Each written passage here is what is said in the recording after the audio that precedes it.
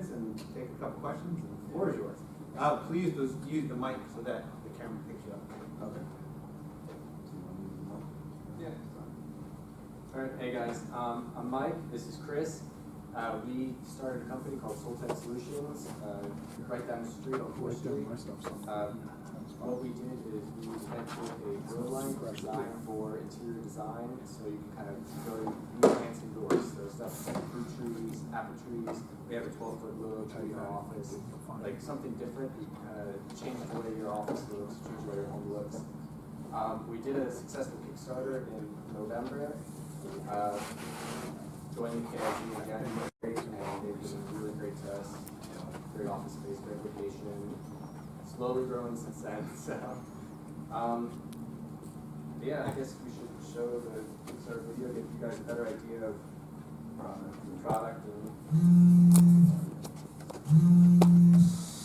According to the U.S. Environmental Protection Agency, Americans spend on average 93% of their life indoors. In an effort to keep nature in our daily lives, many of us attempt to bring plants inside. Problem is, plants need the support of the sun to grow properly, and most indoor environments cannot provide the kind of light that's essential to growing healthy plants.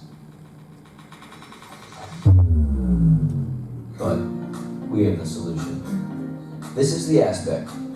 It is a first of its kind LED pendant light designed to grow plants by imitating natural sunlight while extending the plant's natural beauty. With the Aspect, you can enjoy growing hardy, fragrant, and exotic plants in your home or office while gaining their numerous benefits. It has been proven by NASA and countless other research institutes that plant life directly supports your own mental, physical, and general well-being. Traditional grow lights are obnoxious, inefficient, and an eyesore for growers.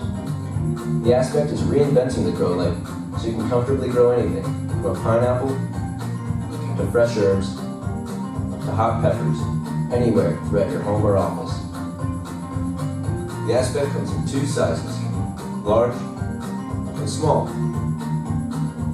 Each Aspect also comes with a lampshade hook, allowing you to complement your decor with just about any lampshade. My name is Paul. I'm Mike. I'm Chris. And we are Soltech Solutions. Together we have years of experience in the fields of energy engineering and environmental science. Our mission is to create beautiful grow lights that will make your plants and you healthier and happier. We currently manufacture the Aspect by hand, which is an extensive and time-consuming process. In order to make the process more efficient while providing higher quality aspects at a lower cost, we need to switch to professional manufacturing, but we need your help. The manufacturer we are working with has invested half of the tooling cost, but we still need $9,500 to begin production. Once we have met our goal, we will begin manufacturing and assembly, guaranteeing your order is shipped to you by Christmas. This winter, you can plan on keeping all of your beautiful plants alive, and even bringing in new ones. Share with family and friends or consider as a gift for someone special. With the addition of the Aspect, you can look forward to enjoying all the benefits of a green and beautiful home.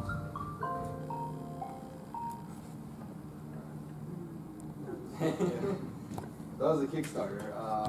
We raised double the amount that we were asking for, and right now, as it stands, we delivered all the Kickstarter orders within 2 months, I think it was. That was in November of last year, so it's really fresh right now. Right now, we're looking for distributors and getting to retail stores and just growing our brand. Yeah, I think that. We're not sure what you guys want to know about, so. Is this patented? Yes, we have a design patent on the design of it, and we're also working towards the patenting the spectrum of it. It's a longer process. So. With the Kickstarter campaign, was there a reason you chose to go with Kickstarter for that $9,000 as opposed to doing friends and family or another type of investing?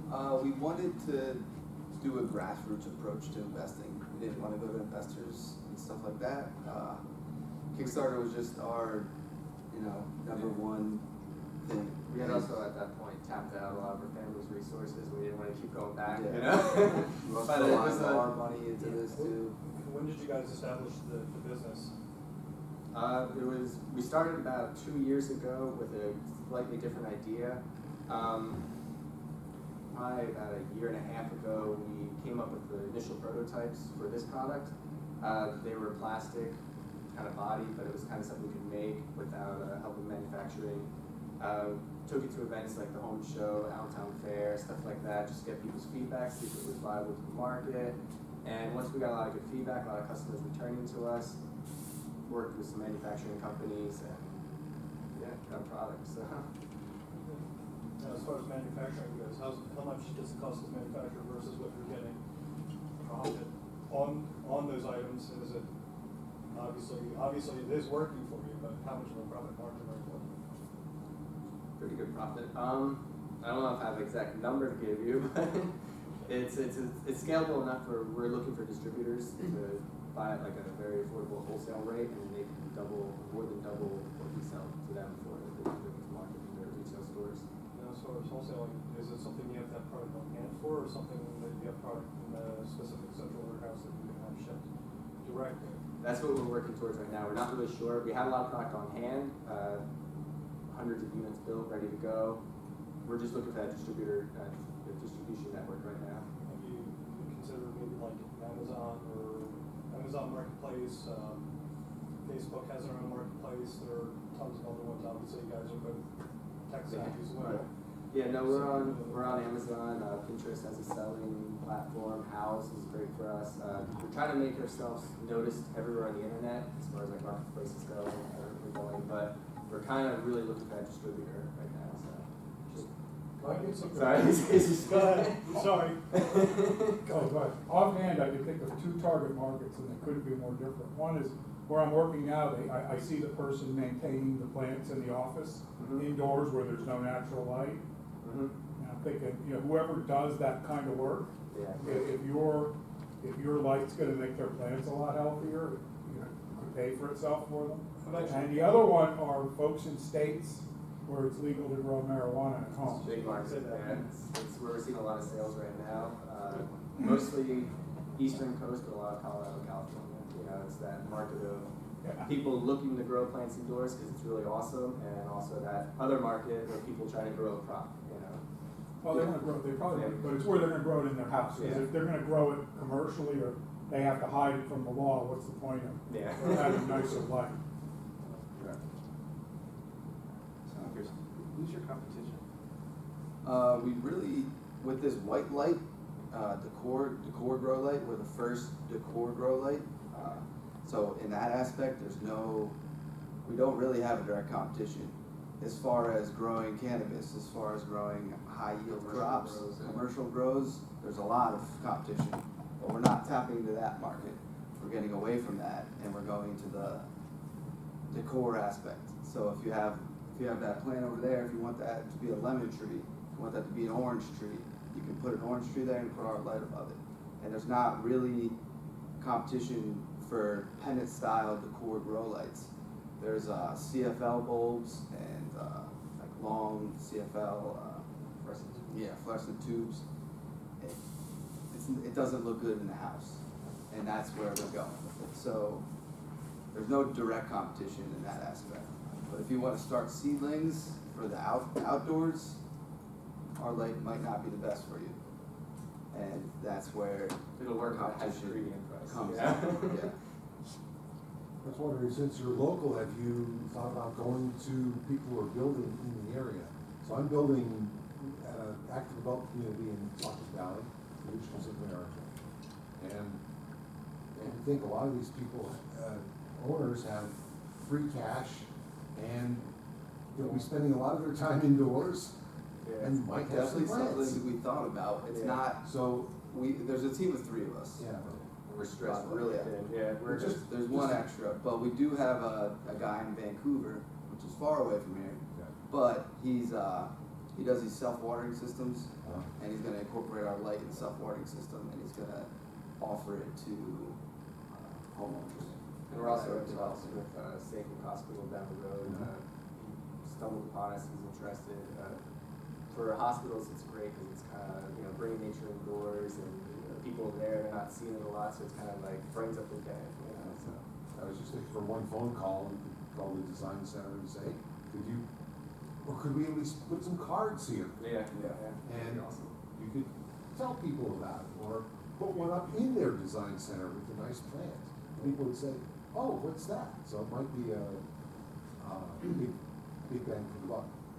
It wouldn't be much of a buck. Have you guys thought about possibly incorporating your own lampshade, your logo on it? We're talking about it, it's just a whole nother product, it's gonna take a while. You can have it shipped with that product, and this way, if it's on there and it looks good, like everybody knows what kind of light it is. Yeah. They don't have to sit around and ask where they'll, you know, most people assume when you walk into a home, you see lights and you see plants. They think they're ordinary house lights. Yeah. Or plants. Other things I can think of are, what are you charging for each individual bulb? Or you have two different style bulbs. One is a little bit larger, one is a little bit smaller. Where are you charging, and how long does it take to get from the warehouse to the recipient?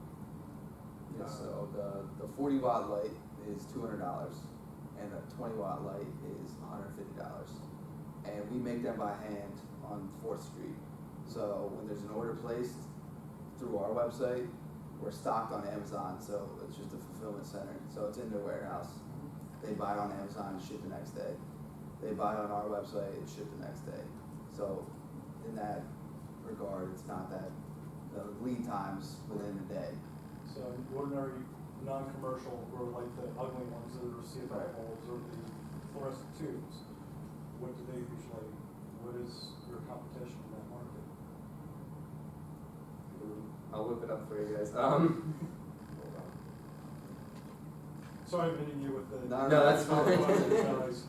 So our competition is typically stuff like this, like either red and blue LEDs, or like the tubes like this, the compact fluorescents. It's just a different frequency you're running the lights on to get to be white. Yeah, so basically we had the blue and red spectrum, so we kind of did exactly what they're doing. It's all based off of NASA research done in 1989, just to grow in space and, you know, kind of do something different and grow food in space. So we kind of took that spectrum and added a lot of green to it, a lot of yellow to it, bounced it out, gave it a nice warm white color. So. Gotcha. Can you talk a little bit about your efforts? You said you're looking for distributors, but are you trying to work with any purchasers or large chains? Or are you focusing mostly on finding a distributor for the product? So for the past like 3 or 4 weeks, I've been contacting buyers of like Wayfair and Zulily, all these online stores that cater to our demographic. But yeah, buyers like that, not like Ace Hardware buyers or Lowe's buyers, stuff like that, but more, we're a brand new product. Yeah. So those guys aren't gonna pick us up yet. We gotta start low. We're actually working with like an independent greenhouse farming company outside of Leesport, Pennsylvania. He's a big shipper. He does a lot of wholesaling trees, but he's trying to do basically what we're doing, but for the outdoors. We see a good partnership with him. Basically, we could get rebranded as like the next Pottery Barn. He puts our logo on it, and he kind of grows us with his company. So we're looking at opportunities like that as well. Is it plug and watch or is it hardwired? Or do you have the option? Right now it's plug-in. We're working on like a hardwired option, but we figured we'd do the easy drum first. Yeah. It's a pendant style, so you have to run it along the wall Okay. and then up, down here. We're working on Just plug it into the wall. stands, lampshades, everything, but yeah. Okay. We have, How much of the unit itself is the thing, and how much of it is the LED part, and how much of it is decor? So basically, the whole body is a giant heat sink for the LED because the LED is 40 watts. It's just getting so much heat without a fan. So that's probably the small size we can go up to 40 watts. and then the LED chip is right here, just a chip. Okay. You can't replace it, it lasts 17 years. So we had it tested. This at 17 years at 16 hours per day. So it's kind How of like how far is the effective grow range out of it? Like, it's a 60-degree lens, so it kind of depends on the plant that you want to grow. So like a low light plant, you hang it up higher, you can probably get like a 4 foot by 4 foot section. Okay. But if it's like a lemon tree, it's kind of like a 1 tree per line kind of deal. So. In our manual, we have like grow heights. Here. It's all laid out for you. After Okay. you purchase the light. You ever think about possibly using a DC option instead of AC with the transform, without the transformer? we're working on, we kind of talked about like maybe a track line system that would be able to adapt to like a standard Lowe's or Home Depot track line system. It's a lot of work, but yeah, it's definitely kind of the next product that's coming out for us. It's just a nice track line system. You're saying just getting a template out is usually a lot of work, or getting a working prototype, but if you're doing that, LEDs, all LEDs, you're looking at 5 volts or less, low voltage. You're taking it out of a 10 outlet to 12 volts with step down transformer. With that, with a track light, obviously you can do the same thing.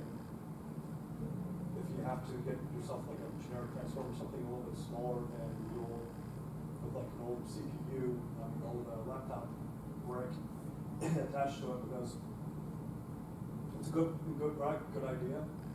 The only couple of things I see with that are going to be hang-ups on the price to the brick itself.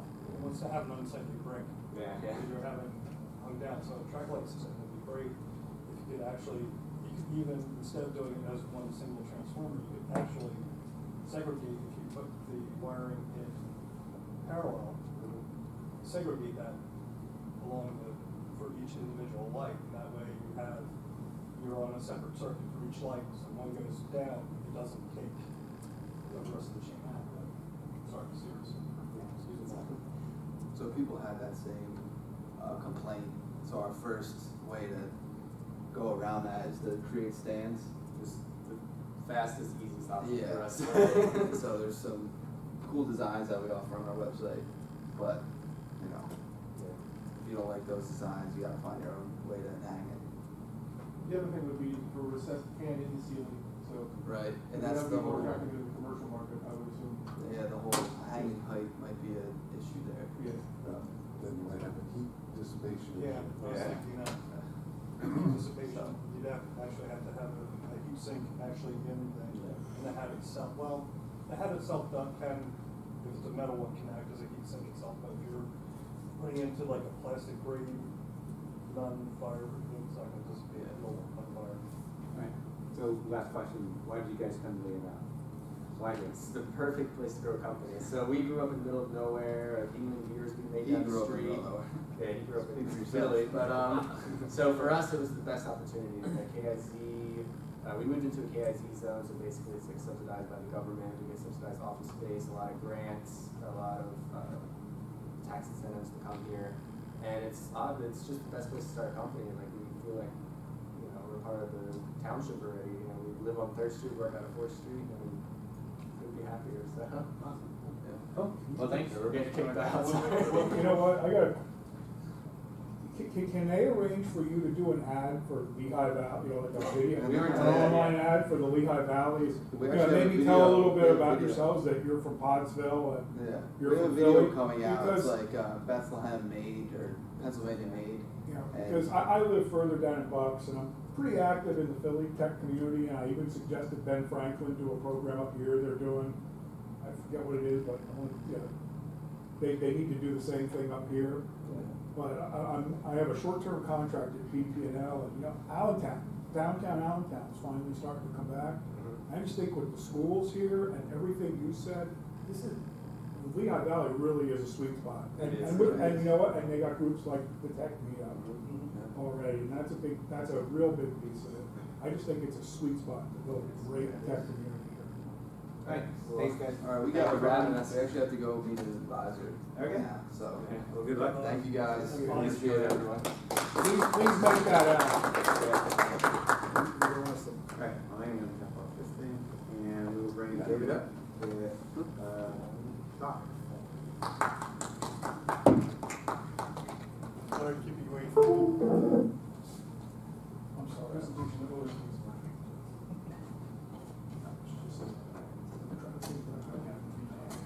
Let's go with right after about the hardest work. Just think infrastructure, infrastructure, like Philly, you have your fiber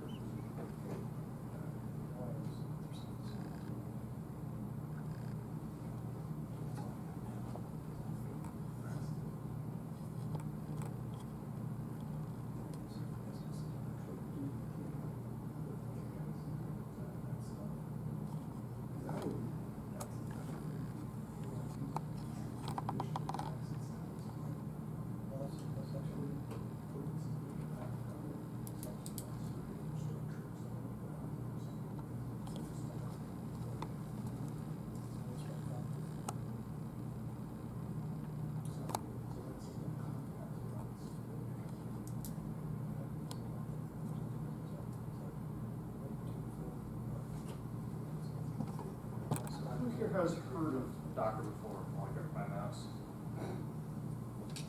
All right.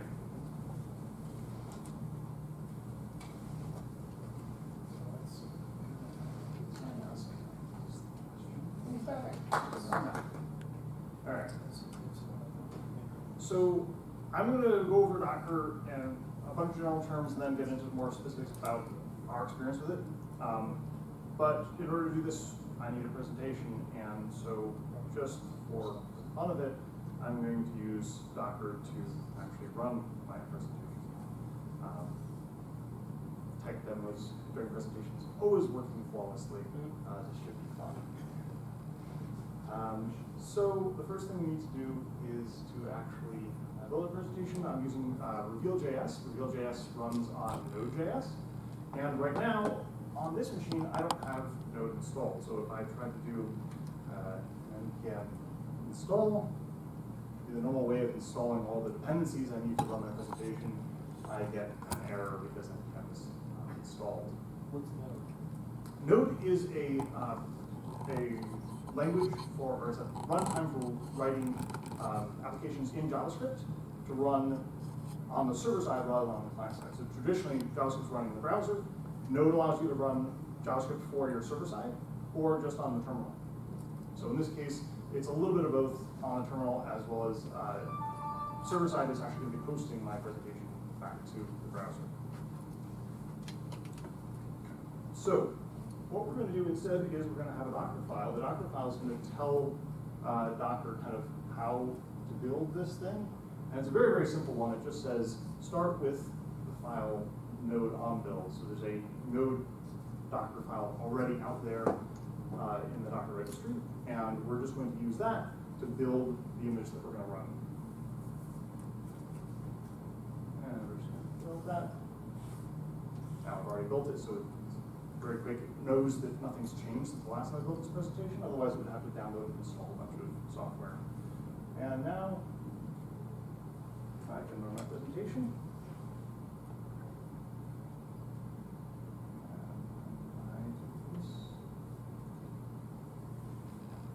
I've got code. As long as I don't lose the window.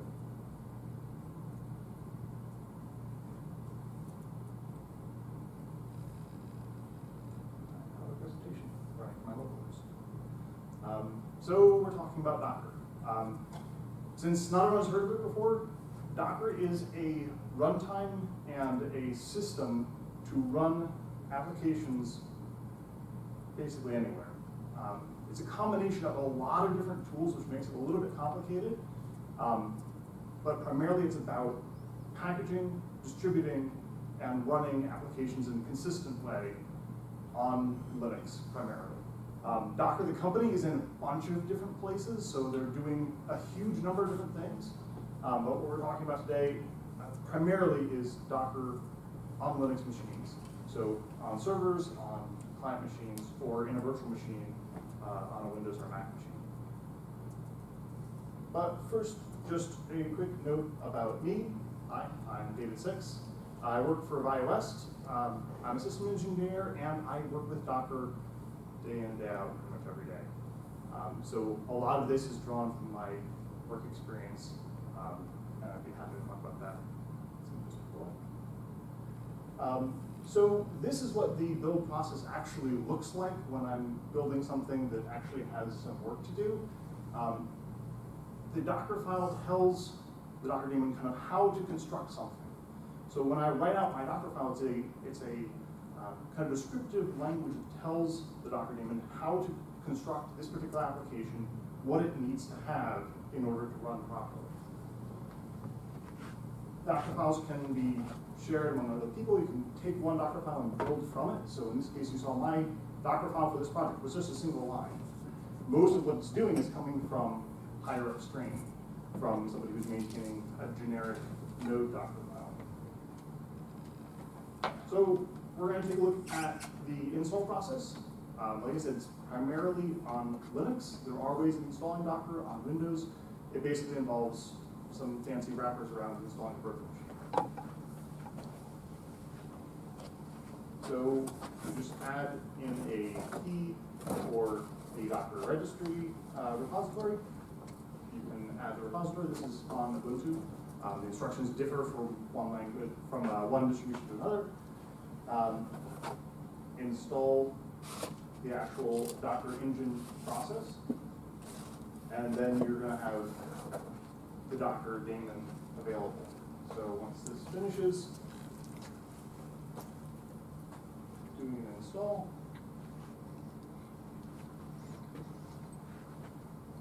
then I can check this being Ubuntu 16.04 using systemd to verify that the Docker daemon is in fact running.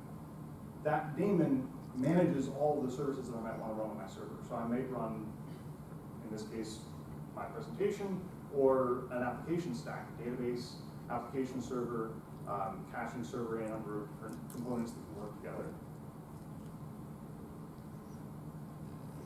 So now we should talk about kind of what's on the inside. Docker, like many things, is a little bit larger on the inside.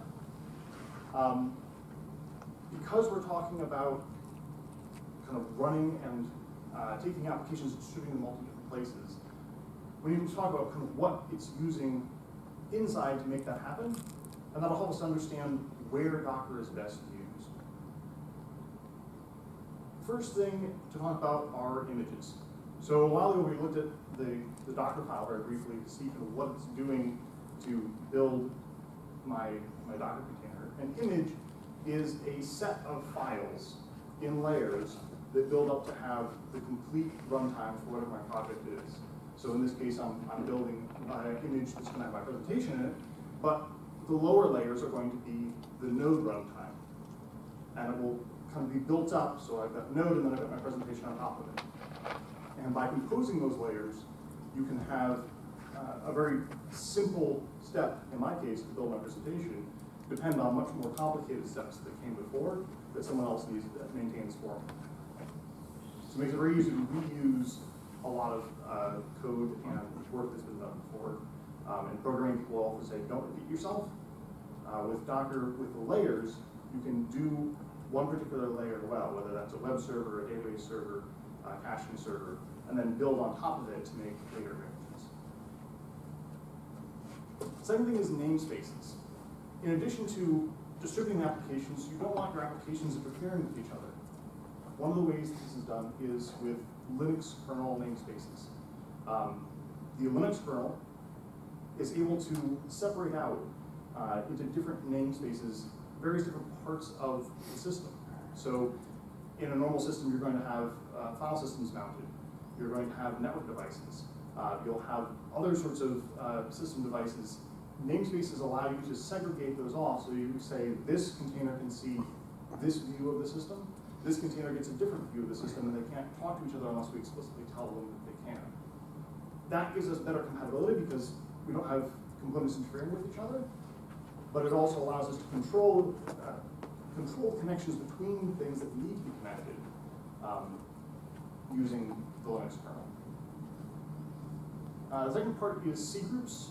They're control groups, not like mice, but here we're controlling resources. So when you've got a variety of different processes running on one system, you may not want to give all of your system resources to any one of those processes. C groups is another Linux kernel feature that allows you to say this set of processes are allowed to use this much memory, or so much processing power, or they get so much swap space. And that allows you to have multiple applications running, and if one of them misbehaves, it doesn't necessarily take out the other applications. So before we move on, I just wanted to say briefly, this may sound a little bit like virtual machines, and in fact, one of the things that people often compare containers to are virtual machines. The major difference here is that at the end of the day, you have all of these processes running on one host operating system. They're sharing the one Linux kernel.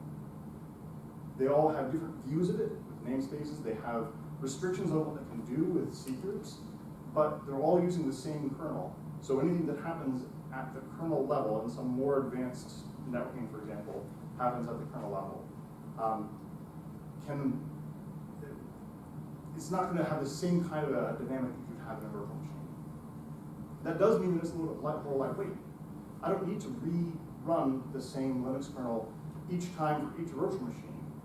I can run it once and have just a bunch of processes running on that Linux kernel. That also does mean, though, that your isolation isn't as powerful as it would be in a virtual machine environment.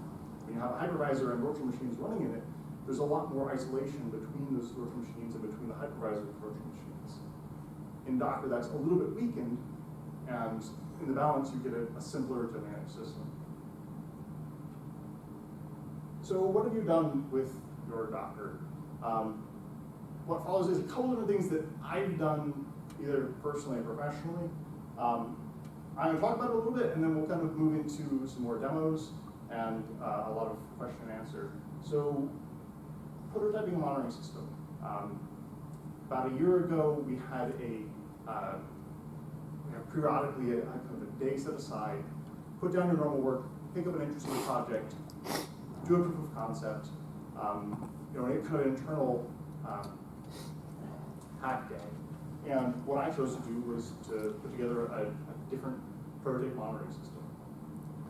Using Docker, I can build a complex system with a bunch of different components that need to listen on all kinds of interesting ports on one machine, and repeatedly build it on this machine over here, on my laptop, on a server, up in the cloud, and easily move it from place to place because the steps to build that machine are a simple file that describes exactly what's going on, and each of those processes can be contained and isolated from the other processes on the system. Let's Encrypt. Everyone heard of Let's Encrypt, I hope? Anyone heard of Let's Encrypt? But you have heard of SSL certificates, I assume. Let's Encrypt is a recent project about a year ago from the Electronic Frontier Foundation and a number of other groups to try to democratize SSL certificates. They've developed a system and they've got a CA. You can go and get a free SSL certificate. And they've got a variety of different tools for doing this, but they can be a little bit difficult to run. So Let's Encrypt can be run inside of Docker container. In fact, that's one of the demos we'll do in a moment.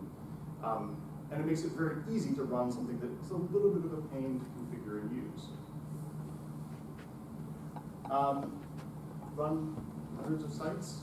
So, like I said, during my normal day job, I am a systems engineer, and for our client, we're running hundreds and hundreds of sites developed around the world in Docker. Because we've built a platform that can run Docker to their specifications, they can have developers come in from anywhere in the world, develop their application to run inside the Docker container, and we can deploy it. We have a limited number of requirements. It needs to listen on port 80 for HTTP traffic. It needs to use these environment variables to know how to access its database, and so on. And these sorts of things. And then they can just write whatever else they want inside the container. As long as it fits in a Docker container, we can run it. That makes it easier from an operational perspective because we can just maintain a system that does kind of one simple thing. And it gives the developers a lot more freedom to choose what technology works best for the project that they're working on. And I have in small letters here, track swap.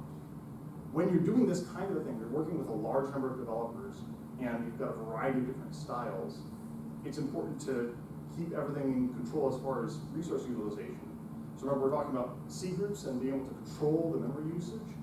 One of the things that we've done is done an analysis of the entire environment to determine who's using more memory, which applications need more memory, so we can allocate it appropriately so that all the applications run smoothly without running out of memory. Test object storage. So one of the requirements for this particular client, and one of my personal interests, is object storage. You've probably heard of Amazon's S3 service. It's very useful. It's Amazon. If you want to run your own, you can, but it can be quite complicated. Amazon's got massive data centers full of servers. If you want to run one on your laptop, you can, but getting it all set up and configured can be quite complicated, especially in multiple server distributed clusters. Docker makes that really easy. I was troubleshooting an issue with object storage, and I was able to run multiple different object storage servers in Docker containers and compare the performance with particular test cases. A couple of different best practices we've run into. There's a lot of information about Docker right now because it's very popular, especially in the DevOps world where developers are getting more into operations and operations are getting to be more like developers. But there's a lot of pitfalls that people don't necessarily realize right away. Processes. So we were saying Docker containers and virtual machines, they sound a lot alike. Some people treat their Docker containers as if they were virtual machines, and so they'll start every process you normally have inside a virtual machine inside their Docker container. And you can do that, but you're duplicating a lot of the effort. And most of the benefit was you could simplify things. Services that you don't need to run can be run outside the container. Docker, for example, is able to restart the container if it has a problem. Normally you'd have some kind of an init system that would watch your process, restart it if it misbehaved, and allow you to start and stop it. You can do that inside the container, but Docker does that for you, so doing so just kind of wastes some resources. So reduce the number of processes. If you have a Docker container, run one process. Here's my web server, it runs just the web server process. Over here's my application server, it runs the application server process, rather than having a huge number of processes in one container. Minimize image size. So the Docker file is building up in layers an image. Once it's done, you've got a fairly large chunk of data that's got to be moved around anytime you want to start that Docker container someplace else. When you're building the image, anything that appears in any layer is kept forever because that layer exists as a particular set of data. And that's true even if you later delete or overwrite a file in a later layer. So one of the ways to minimize the size is if you're creating a bunch of data temporarily, downloading a bunch of zip files and then extracting them. If you delete them in the same step, then that layer stays small. If you leave them around, all that weight is carried along with you forever, even if you delete it in a later layer, because that's just hiding it from view. Run your own registry. So this is maybe a little bit more controversial. The registry is a way for distributing those images. So once you've built the image, you can put it on USB key and carry it from place to place, but it's very inconvenient, especially if you're running servers all over the place. There is a service called a registry that you can use to distribute those images from one place to another. Docker runs a registry that's public and free to use, but that also means that anybody can upload or download images as they please. So if you're going to be running Docker for production, you want to run your own registry. You want to keep control over your own data, both from a security perspective of not having somebody else modifying your data, but also from a perspective of not giving away whatever you have in your configurations to everyone else. For testing uses or personal uses, the registry is super useful, and in fact, I'll use it in a moment for some of the demos we're going to do. So some issues we've run into: image cleanup. So when I go and build a Docker image, it builds that file and it stores it on the disk. And the next time I build it, builds a new file and stores that on the disk. And it will go on doing so indefinitely. If I build many images, I'll run out of disk space. There's not an automatic process that cleans it up. So you've got to clean up for it. When you're running hundreds of sites and automatically deploying them every time a developer makes a change, this quickly shows itself as an interesting problem to solve. Image updates. So we're putting pieces of your application stack inside of an image. And part of the idea is that that image, once it's built, will be the same. So I can run it over here, I can run it on my developer's laptop, I can run it up in the cloud, I can run it on 500 servers simultaneously, and it's the same everywhere. But that means that if it's out of date, it's out of date everywhere. So if I've got libraries or dependencies for my application that I need to update, I need to go around and find those images that are out of date and update them. So tracking updates inside the container is now an additional step. And in addition to tracking them on your servers or on your local machine, you now need to track the updates that are inside the container as well. So it's always a trade-off. Some things get easier, some things get more difficult. Scalability with storage. So one of the kind of the movements in application development that push Docker to the forefront is the microservice architecture. So take all of your services, split them up into little bits, and have one piece that does one task. Over here is my web server, over there is my application server, or maybe I have different pieces of my application in different containers. But they need to collaborate and coordinate and access the same kinds of data. You can mount volumes from your normal file system on your machine into the Docker container, but then you're tied to that one machine. So one of the interesting problems you'll run into if you're running Docker at scale, where you're running it on more than one machine simultaneously, is using storage that's shared across all those machines. There's a variety of different ways of solving the problem, but it's definitely something you want to consider if you're going to be running it for a production purpose. Because when something's inside the container, it's been built. When the container is destroyed, that data is also destroyed. So this is the end of the slide presentation. I'm going to go into some demos and some Q&A.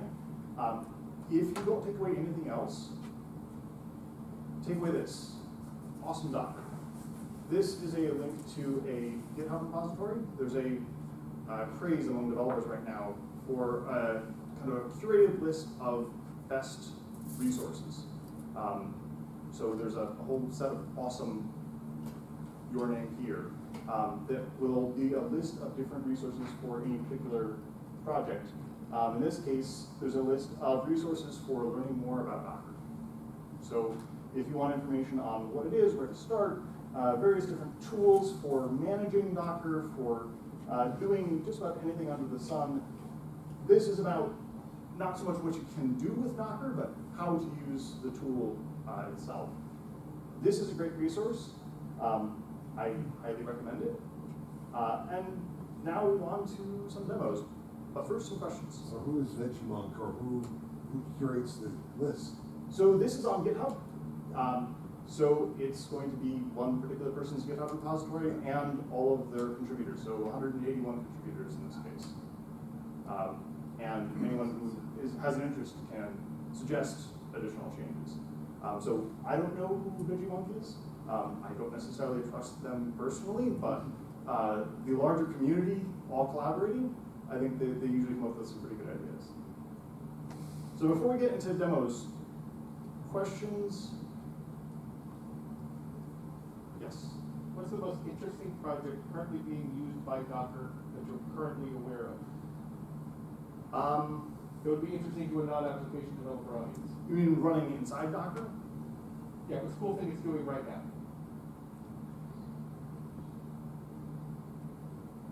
There's not a whole lot of data out there about who's using it, but there's a lot of data about who's hosting it. So Amazon, Google, and Red Hat, a number of other large companies have set up services to run Docker containers. They all have their own name for it. Google has Google Container Engine or something of that nature. Amazon has a similar service. And it's basically, yes, we can also run your Docker containers. Google's also released an open source project built around orchestrating large numbers of containers on many servers called Kubernetes. Red Hat has a system built on top of that called OpenShift. The Apache Software Foundation has a project called Marathon. They're all designed around taking a Docker container and running it on many machines in a coordinated way. So if you have a web application, you make a container that can handle 5 concurrent users, and they say, oh, I have 1,000 concurrent users. Okay, well, they'll scale it out to thousands of instances. And because you built that container to have your particular application the way it needs to be, when they deploy it onto 1,000 different machines, it works just fine. What was life before Docker? Like, what are the efficiencies that you gained with Docker? Is it like 90 days that is the best thing since sliced bread, basically? So one of the major issues before Docker is that each Linux operating system, and there's a variety of different Linux distributions, handle packages in a different way. So when you say, I want to install my software, you're going to have to come up with 5 or 6 or 10 different explanations for how that's done. When you target Docker, it's a way to say, this is one way to install my software, and because it's encapsulated, it's the same everywhere. So if we actually take a look at Docker's own documentation on installing.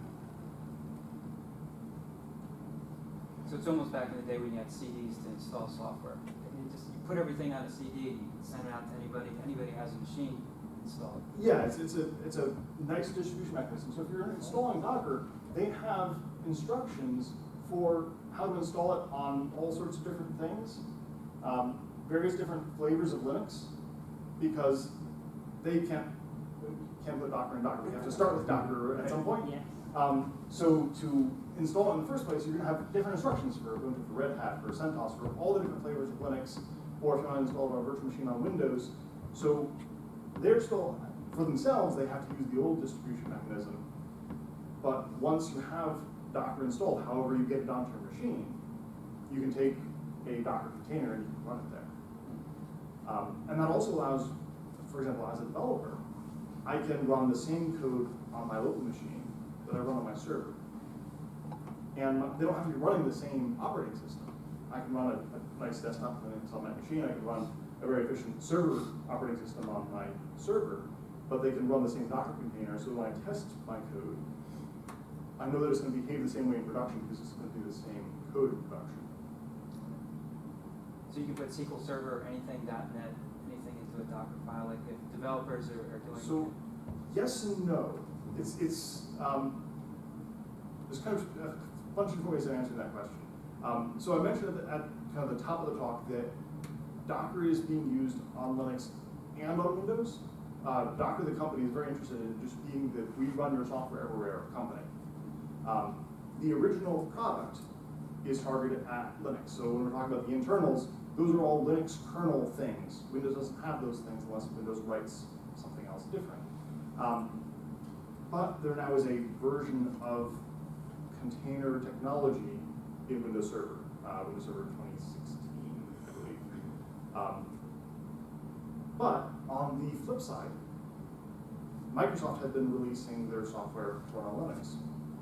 So it's in, I believe, Tech Preview now, but you can run SQL Server on Linux, and you can run ASP.NET on Linux, .NET Core specifically. So in fact, if you go, we were talking about the registry and then kind of where you can get images.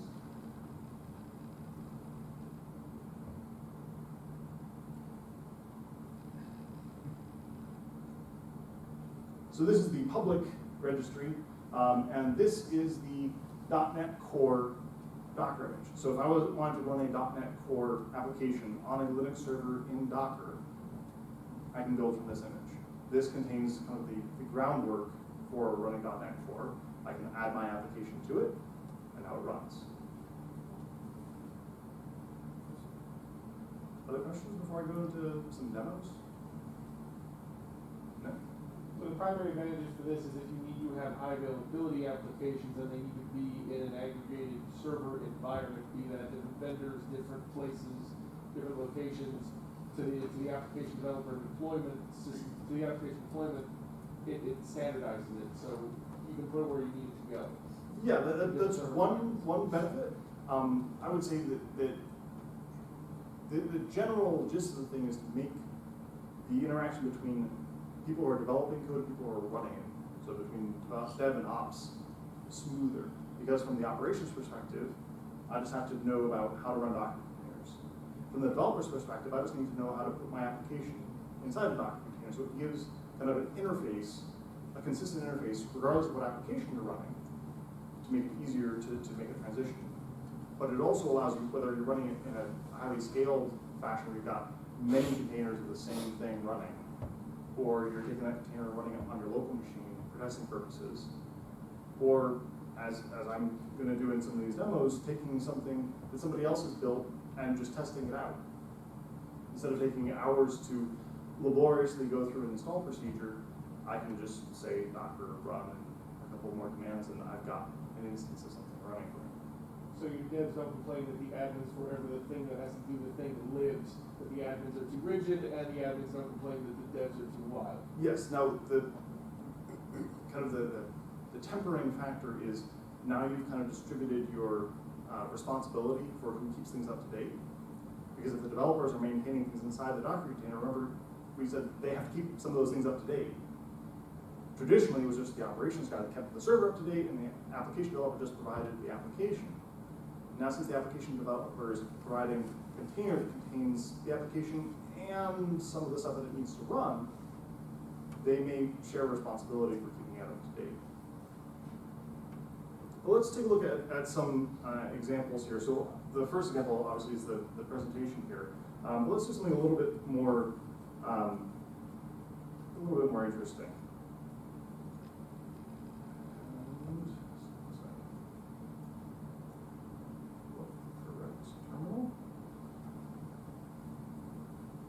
So who has heard of GitHub?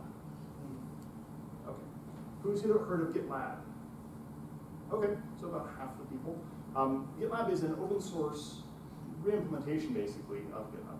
If you want to run your own version of GitHub within your enterprise or locally for yourself, you can with GitLab. It's not exactly the same, but it implements most of the main features.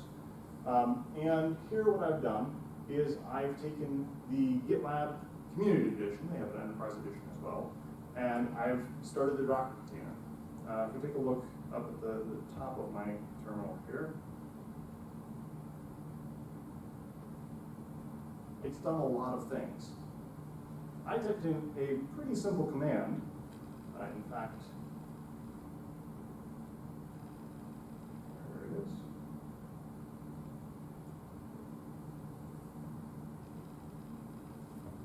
Okay, so it's a couple lines, but I basically said, run GitLab. If it fails, restart it. It's going to listen on some ports, give it a name, and this is the host name we're going to use to access it. Now what I've got is I've got a working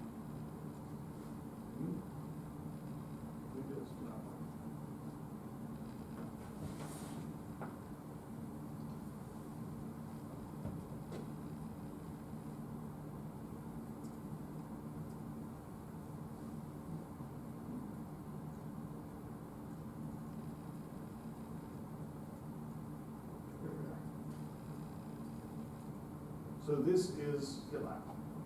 I did this while I was waiting for my turn to present. Now I have a web-based repository for code. It works much like GitHub. I can look around and see the code. I can see previous commits that people have done on this code. This is all running from my laptop from that one command. And I cloned a repository off GitHub for some example data. So all of this is just one Docker container. And the other nice part about that is traditionally if you install software, after a while, things get gunked up. You've got software all over the place. It's coming out your ears. With Docker, I can destroy that container, and it's all gone. It's cleaned up. So if I want to try out 5 different systems, I can do that quickly. And if I don't like them, I can destroy them. And it doesn't leave a lot of mess around, and it's not taking a ton of my time to get it set up.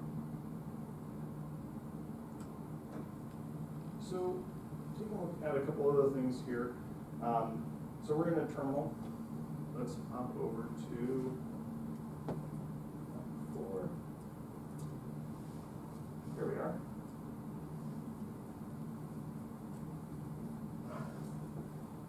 So I was talking about Let's Encrypt. You can get your own SSL certificates. It's very handy. Of late, security has become very important. SSL certificates help keep your data secure, especially if you're doing things like logins or passwords. But the Let's Encrypt tool can be a little bit tricky to get set up depending on what features of it you want to use. Here, I just want to get myself a basic certificate.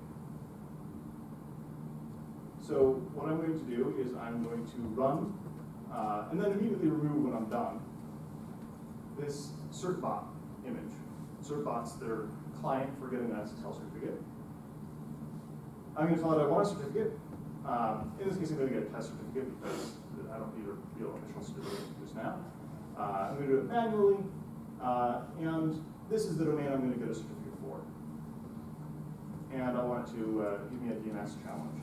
Now, as you may know with SSL certificates, the point is to prove that I control the domain, so it's got to do something to prove that I control the domain. So first it's going to ask me a couple questions. Do I want to share my email address? No. Is my IP address going to be logged? Yep, that's fine. This is going to have me create a DNS record.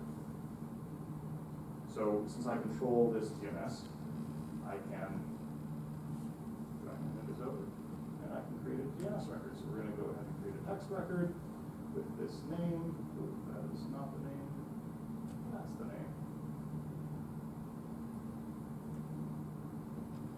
And it's going to have this randomly generated value.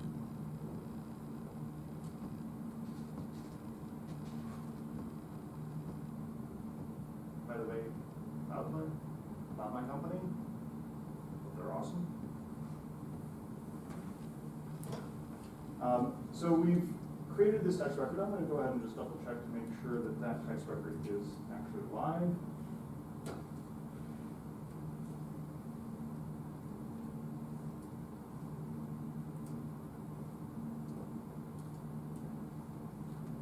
I typed the wrong domain. That's not the domain that I want. I wanted.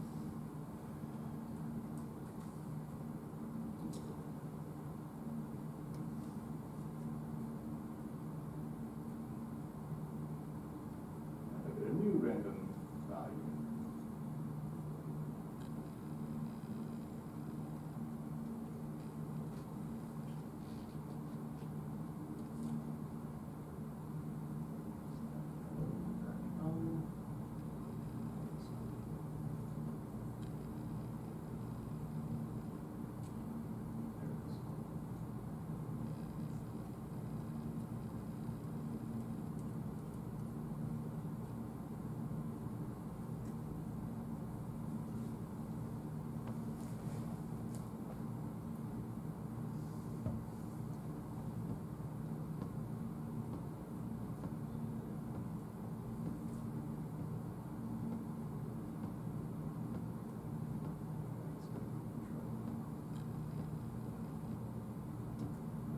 Demos, what was it?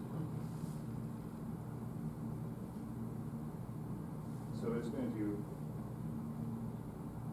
yeah, fail verification. If this had worked, I would not have an SSL certificate. It would be a test SSL certificate because I didn't ask for an official one.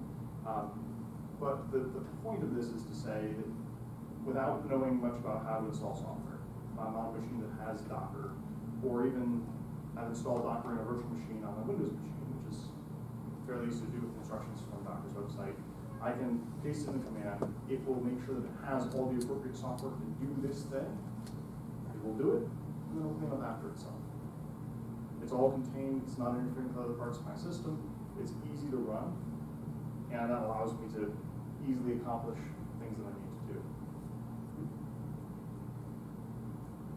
So at that point, any further questions? Anything you'd like to see? Because I've been working with Docker for a while, so I can do magic with Docker. Just curious, does licensing become an issue? Because if you can wrap up all this software and distribute it, licensing, Microsoft, we pay good money to lease Microsoft SQL Server on the servers and stuff. I'm just wondering how that works. Is that built in, I guess, to the software they pay? Make sure you got a valid license. It's all independent on the vendor, I guess. The vast majority of software that's distributed with Docker is open source, which means there's no need to pay a licensing fee. You're allowed to use it. It's free as in beer, and in most cases, free as in freedom as well. So you can use it, you can modify it without needing to pay any licenses. There are some people who are packaging paid things in Docker containers. Docker, the company, is kind of interested in that because they like making money as well. So they have now a store I haven't interacted with it because all the software that I need to run is open source software or it's internal code. So when we're talking about running your own registry, kind of your own repository for images, if you've got proprietary internal code, as long as you're not pushing it outside your organization, the distribution is not an issue. I mean, you're not needing to license code to yourself. So from a technology perspective, it doesn't really solve any licensing questions. It kind of punts on them. You know, we'll distribute the software for you. If there's a licensing concern, you'll have to handle that out of the